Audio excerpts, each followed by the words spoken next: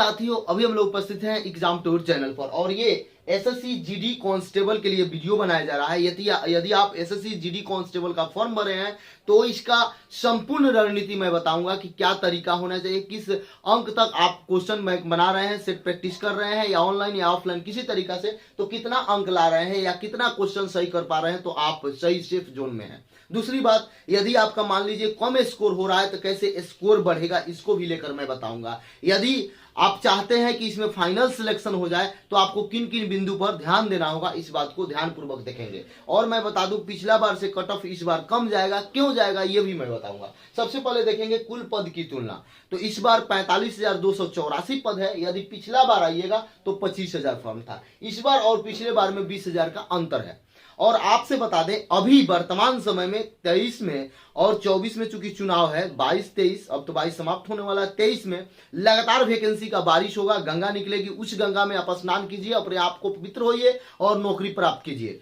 चलिए, अभी बहुत लगभग 1 लाख के करीब में डाक विभाग में भी वैकेंसी आने वाला है अगला 1 से 1.5 मंथ में, वो भी मैं बताऊंगा, कल उस पर संपूर्ण जानकारी दिया जाएगा। देखिए यहाँ पे कुल पदों की संख्या यदि बात करें तो 45,284। एग्जाम डेट जो 10 जनवरी से लेकर 14 फरवरी तक है, ये बात आप जानते हैं। आवेदन की बात करिएगा, इस बार 54,000 आवेदन गिरा है, आप देख सकते हैं, बहुत सारा डाटा दिया गया है।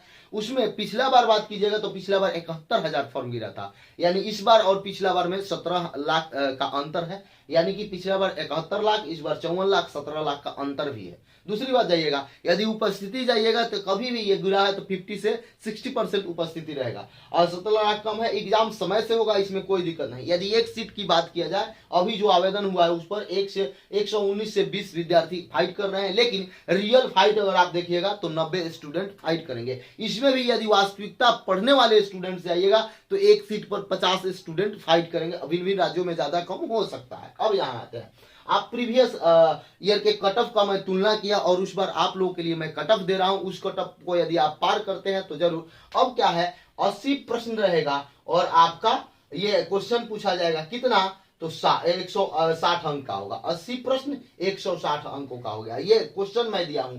यदि आप जनरल से आते हैं, आप 55 सही कर रहे हैं तो आपका 100% आपका इसमें रिजल्ट होगा, इसमें कोई दिक्कत ना हो। इससे 5 अंक कम भी हो सकता है, 50 भी हो सकता है।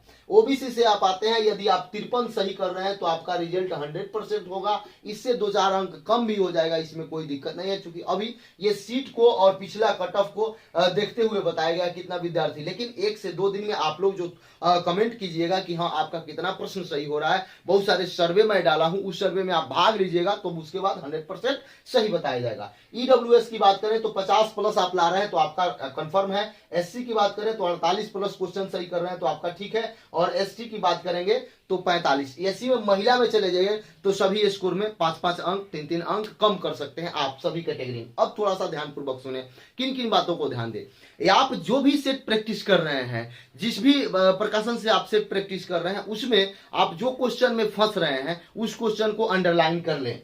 जैसे मान लीजिए आज मैं सेट प्रैक्टिस किया और 40 प्रश्नों में मैं फंस गया, 40 का ही आंसर कर पाया, तो उस सभी 40 को स्टार कर लेंगे या सर्कल कर लेंगे ताकि ध्यान में रहे कि इस सेट में मैं कितना फंसा हूं। और जस्ट आपको उलटना है और डिस्क्रिप्शन को देखना है, इससे क्या होगा कि आपका स्कोर बढ़ेगा। अगला दिन जो सेट मारिएगा, यदि आप 40 हुआ तो अगला दिन जरूर 45 होगा, ये बात आप समझे। इस तरीका से केवल 7 दिन आपको करने से आपका स्कोर 20 अंक बोल रहे हैं, 20 अंक यानी 10 प्रश्न आपका बढ़ जाएगा। यानी कि आप यदि 50 ला रहे हैं तो 10 दिन इस तरीका से करिएगा तो 60 हो जाएगा, 60 प्रश्न सही होंगे। कैसे?